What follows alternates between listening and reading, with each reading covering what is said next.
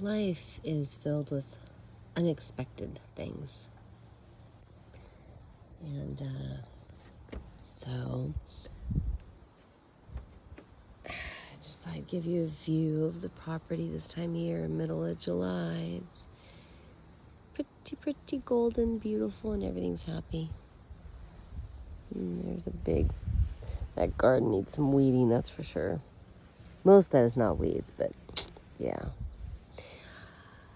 Anyways, we are in the process of finding new homes for most of our chickens.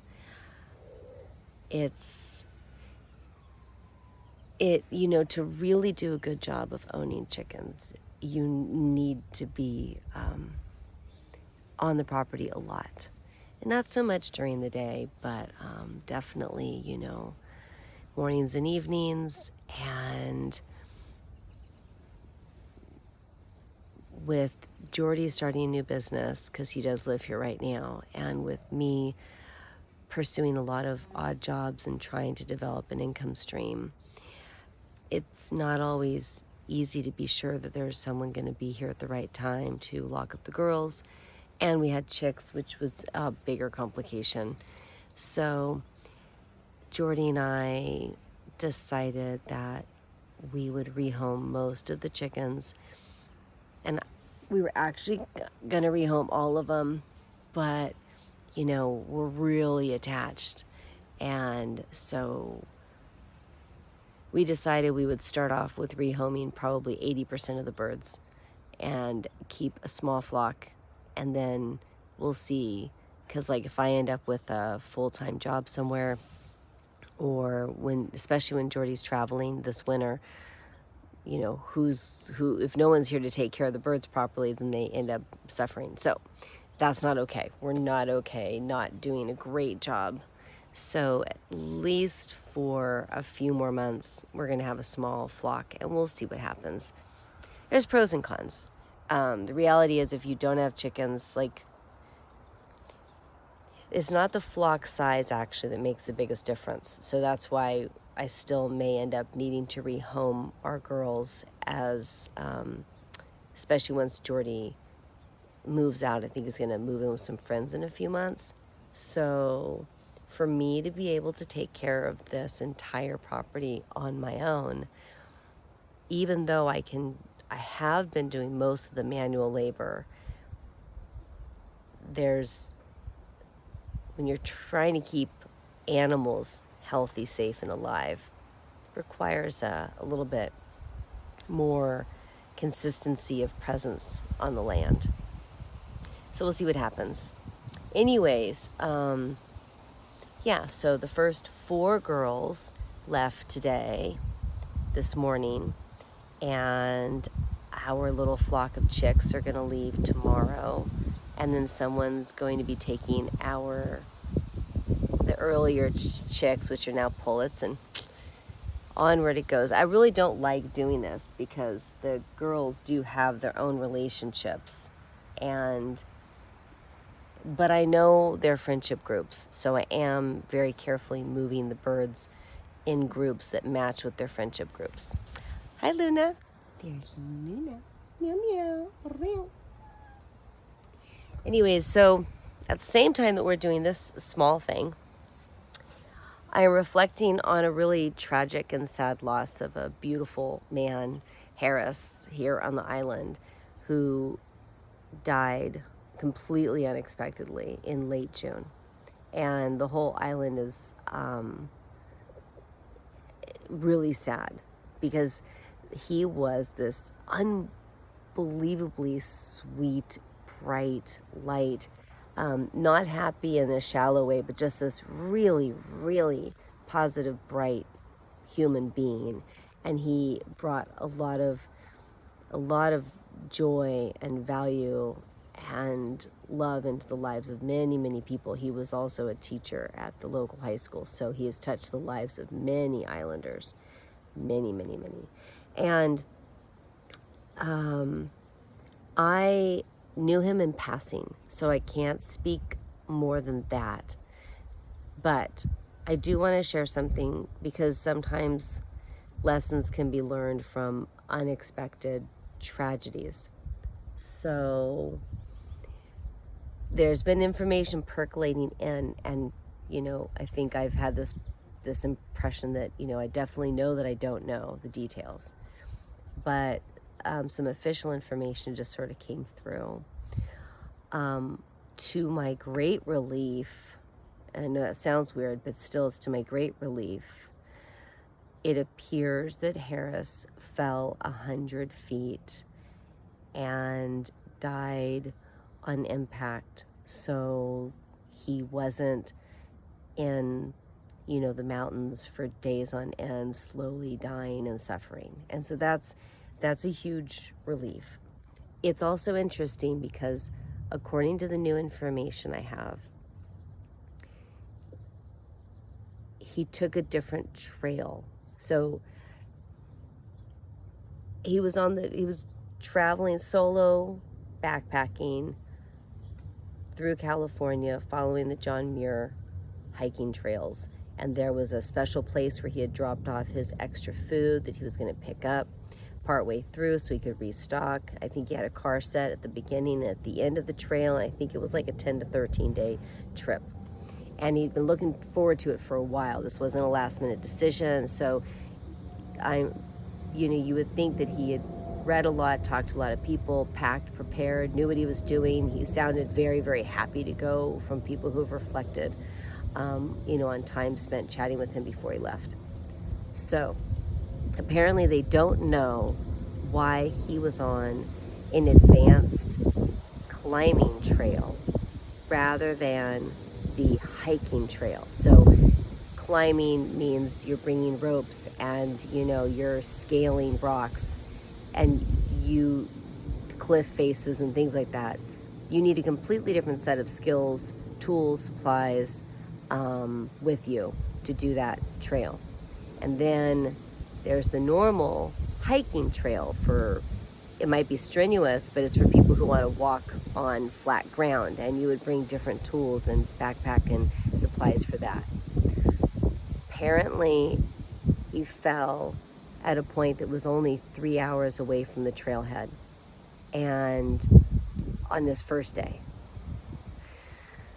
So we won't know, unless there's a diary somewhere that he kept on a phone or something that hasn't been released yet. But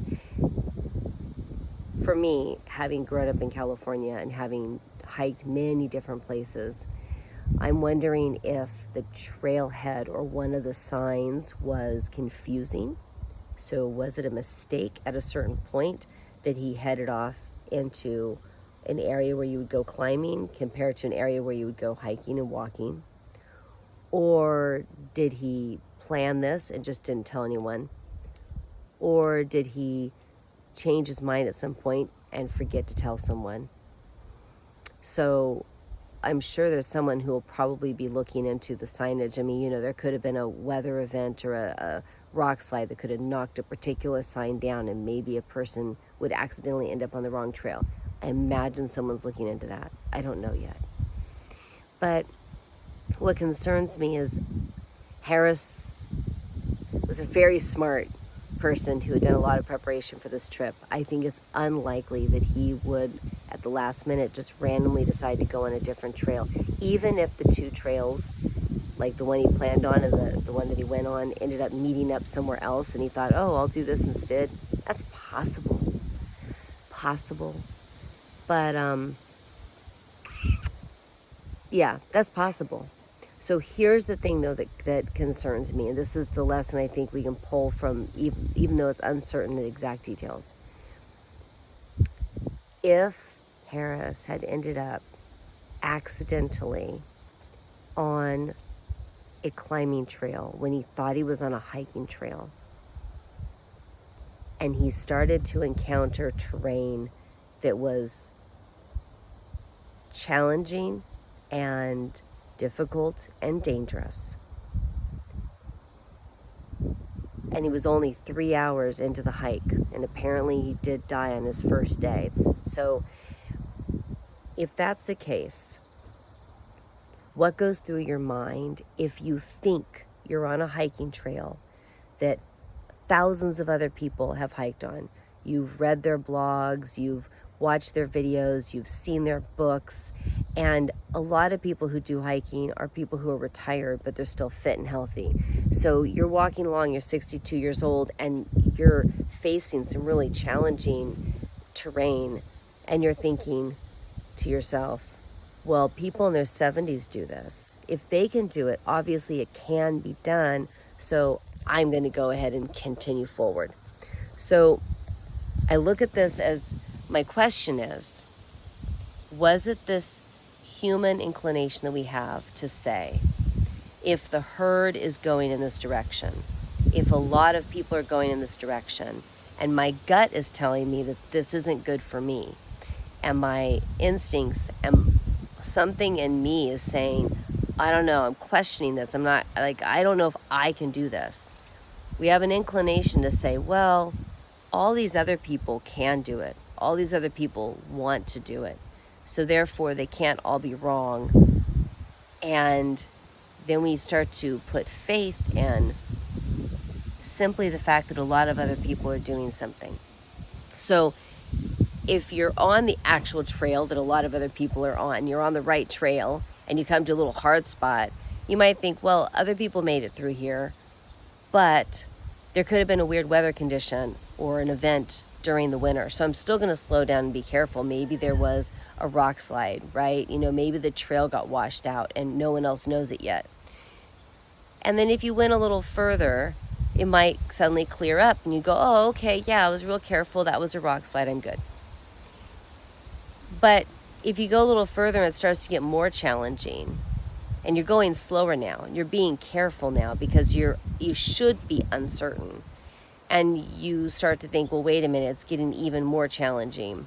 At that moment, if we have placed our faith in the intelligence of the herd, and we think we're on the trail that the herd has taken, there's a risk that we might push ourselves into a dangerous situation and continue to go forward even though our instincts are telling us to go back and to stop.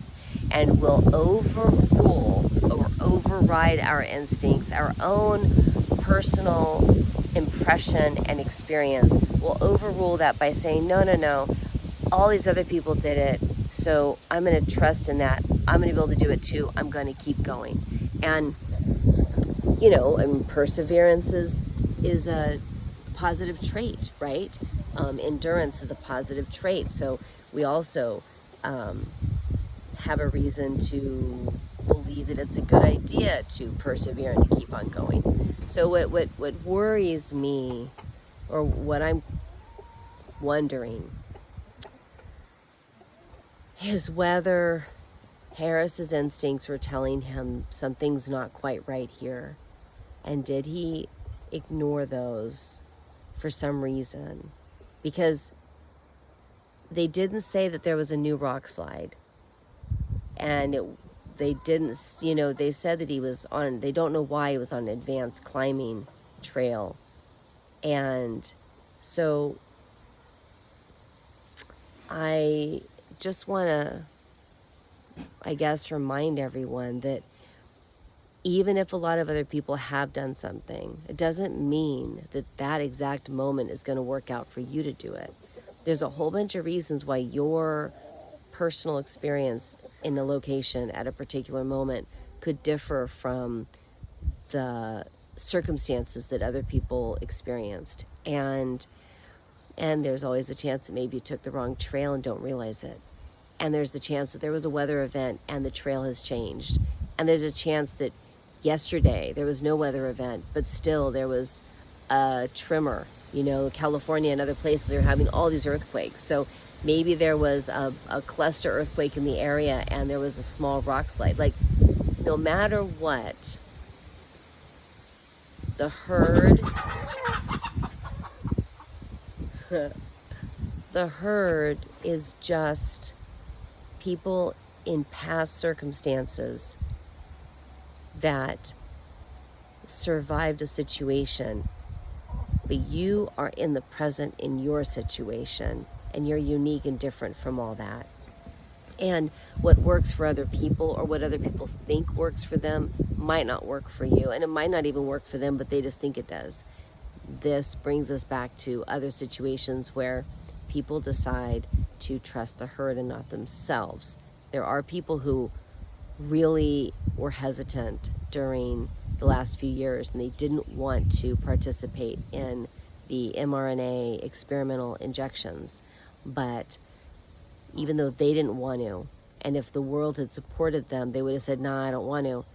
Instead, a lot of people were doing it, and the world was being pushy, and they were like, well, at some point they say, I'm probably just being overly concerned. All those other people, that many millions, billions of people can't be that stupid. It must be okay because so many other people are doing it. Well, here's the deal.